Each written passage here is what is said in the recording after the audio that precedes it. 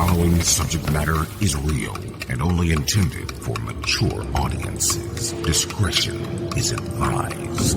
People are dead after deputies say a man went on a shooting rampage.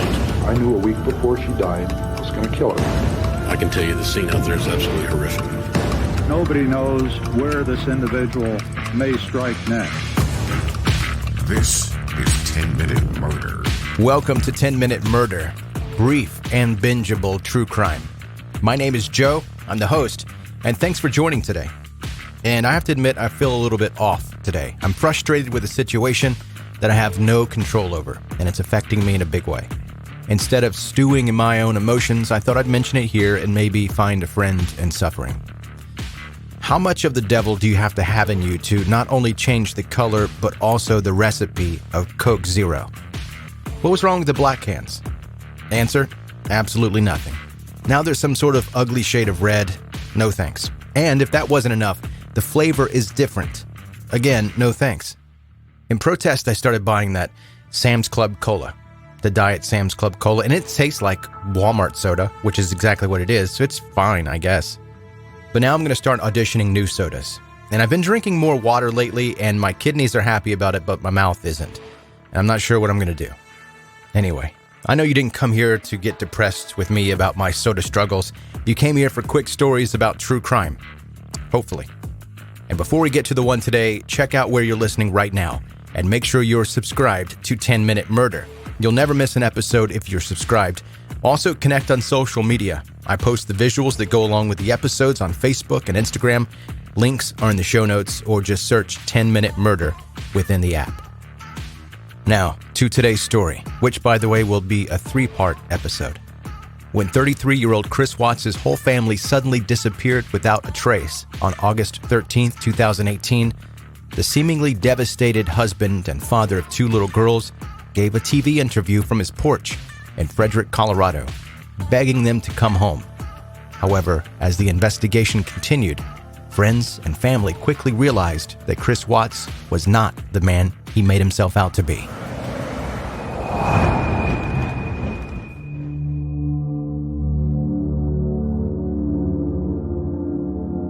To understand how a man who once seemed like a perfect father and husband became a family annihilator, we need to take a look at his upbringing. Christopher Lee Watts was born in Fayetteville, North Carolina on May 16, 1985, to Cindy and Ronnie Watts.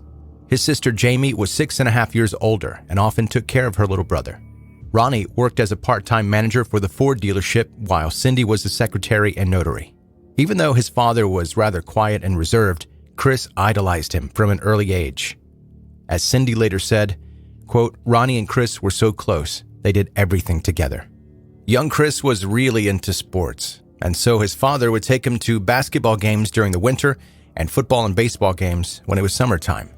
The two also equally loved NASCAR and went to over 200 races together. It was also Ronnie who taught his son car mechanics, quickly discovering that Chris had a natural talent in the field. But when it came to social life outside of spending time with his father, Chris was the complete opposite of his gregarious sister. Chris was shy and withdrawn, just like his father. In school, Chris was an average student, but would make his parents incredibly proud by bringing home many trophies from different sports. Ronnie made sure to be at every single game to see his son play and cheer from the sidelines. At the age of 14, Chris began his studies at Pine Forest High School, just like his sister and parents had done before him. However, there, Chris became even more withdrawn from his peers. He felt uncomfortable around his schoolmates. Chris kept mostly to himself and was widely ignored. As his sister Jamie said, quote, "He didn't go out with friends.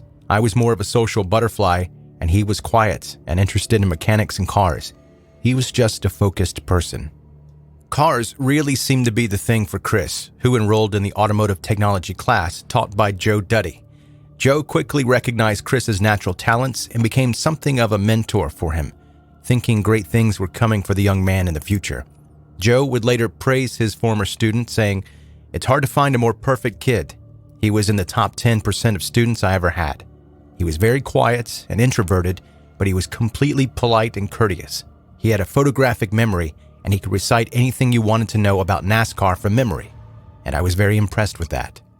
Even though Joe knew how withdrawn and shy Chris was, he was still a little surprised that he never saw Chris speaking to a girl.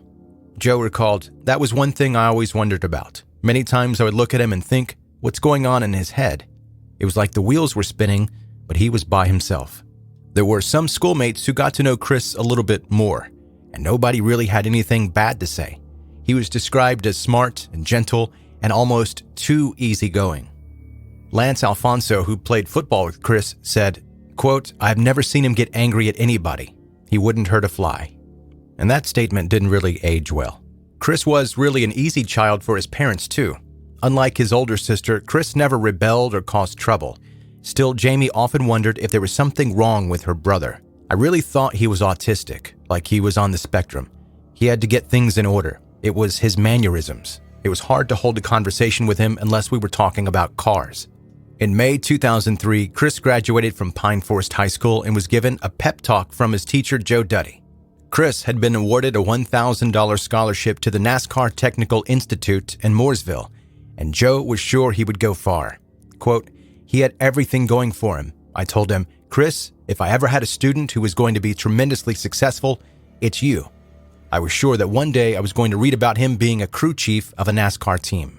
And so Chris left home to study in Mooresville and rarely came back. For his father, the situation hit hard. The two had been so close before, spending almost all their spare time together.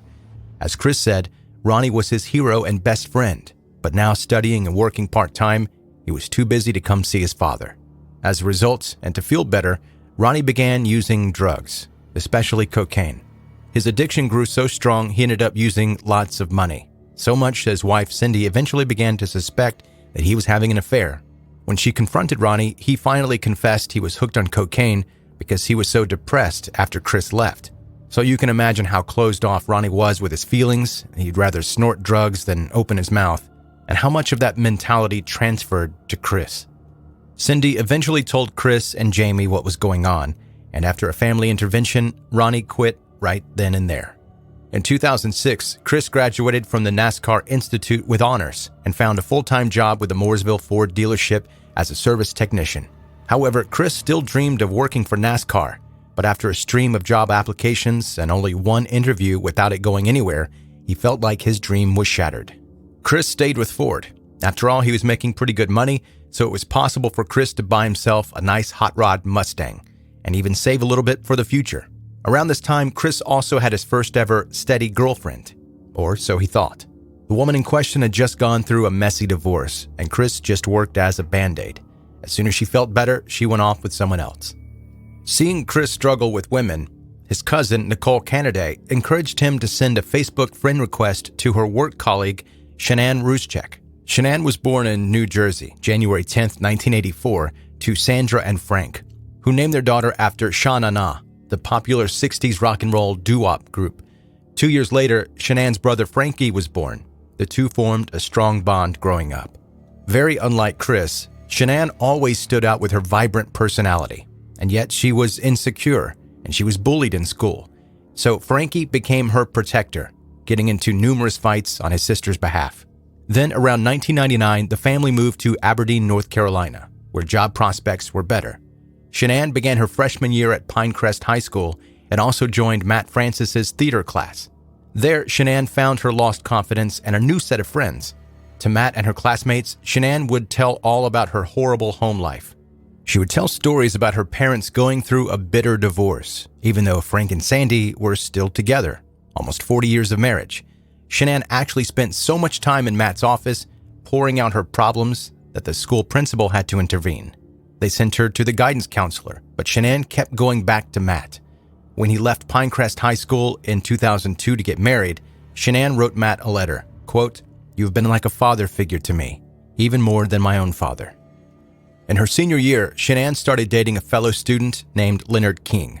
The relationship developed fast, and the two were engaged by the time Shanann graduated, and soon after they got married. As a friend of hers recalls, she was adamant about starting her life and having a family. They got married so quickly, and she was so young and very ambitious. But as fast as the marriage started, it soon began to fall apart. Shanann had dropped out of college to take care of Leonard so that he could go to law school. When she eventually became a manager at Dirty South, Shanann stopped coming home at night, not telling Leonard where she had been. Marriage counseling had been little to no help, and so the two divorced in 2007. For the next 3 years, Shanann's life would have big ups and downs. First, she would build her own $309,000 house overlooking Lake Wylie in the Charlotte suburb of Belmont, while earning almost $500,000 a year. But as soon as she moved in, she got terribly sick. Her hair was falling out, and she lost 20 pounds in a month. When Shanann finally agreed to see a doctor, she was eventually diagnosed with lupus and fibromyalgia in May 2010. She said, "I was completely lost. I was not feeling good. I was in a dark place. I was really sad, emotional, and I didn't know where to turn." Soon after, Shanann quit her job, not knowing what was going on in her life. Then, just when she felt like she had hit the lowest point, Shanann received a second Facebook message from a man named Chris Watts. Thinking she didn't have anything to lose, this time Shanann answered. It was far from love at first sight. The first couple of dates were awkward, especially because of Chris's social anxiety, but Shanann kept giving him another chance. Then, after spending a day together at Myrtle Beach, Shanann had a lupus flare-up on the drive back home. He let me lay his head on him, and I fell asleep for 3.5 hours on his lap while he had to pee. That was the moment when Shanann knew that she had found the man of her dreams. And so Chris and Shanann got married Saturday, November 3rd, 2012, promising till death do us part. However, nobody knew that that day would come much sooner than expected. That's 10-Minute Murder for today. Brief and bingeable true crime. Thanks for joining part 1 of this 3-part series. The next one will cover the disappearance of Shanann Watts and her children, as well as the arrest of Chris Watts. Before you go, make sure you're subscribed to 10-Minute Murder so that you don't miss any future episodes. Also, connect with 10-Minute Murder on Facebook and Instagram. Links for that are in the show notes of this episode or inside Facebook and Instagram. Go to the search bar and type 10-Minute Murder, and it'll pop right up. Thanks for listening to 10-Minute Murder. Stay safe and good night.